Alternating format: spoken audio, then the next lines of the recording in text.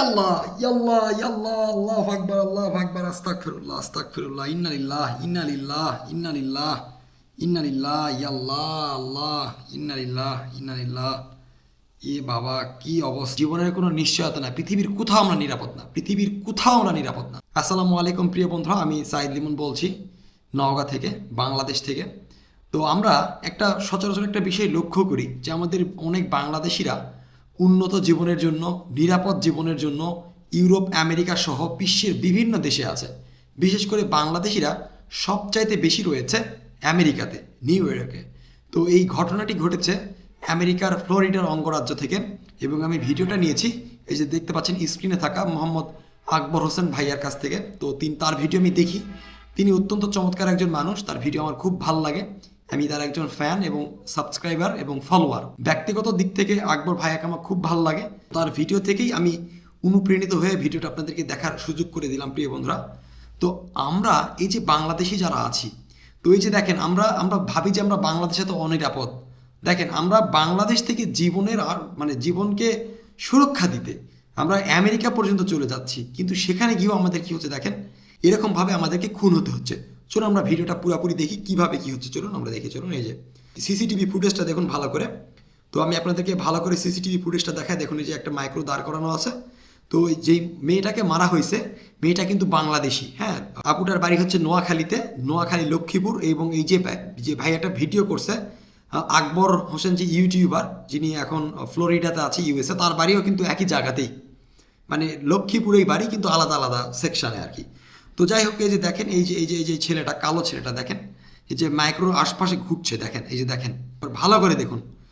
মাইক্রোতে বাড়ি মেরে মেরে গ্লাসটা ভেঙে দিচ্ছে দেখেন যে আমরা সবসময় ভাবি যে আমেরিকাতে গেলেই মনে আমরা নিরাপদ আমাদের জীবন সুরক্ষা না না না বন্ধুরা না আপনি পৃথিবীর কোথাও নিরাপদ না কোথাও না আপনার যেভাবে মৃত্যু লেখা আছে আপনি সেভাবেই হবে বুঝছেন এই যে দেখেন এই যে দেখেন কিভাবে গাড়িতে হাতুর দিয়ে বাড়ি মারছে হাতুর দিয়ে যে দেখেন ওই চাপাটা আসে দেখেন ইন্না লিল্লাহ আল্লাহু আকবার ইস এক বাড়ি দিয়েই তাকে মাটিতে ফেলাই দিছে ইন্না লিল্লাহ আল্লাহু আকবার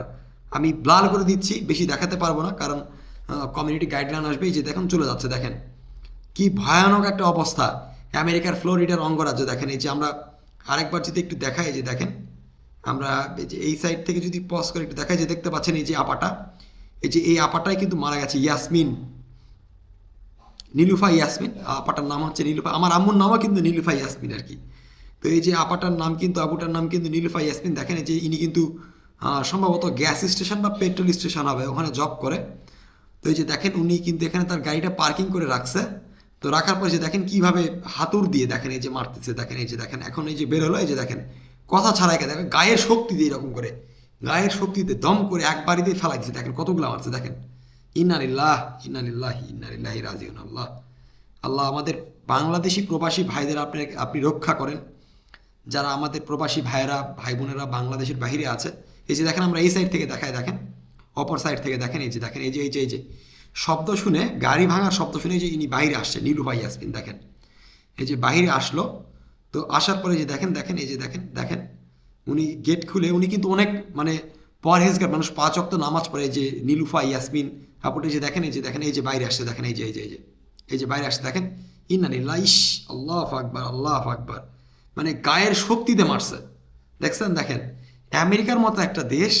যেখানে মানুষ নিরাপদে ঘোরাফেরা করে সেখানেও মানুষের জীবন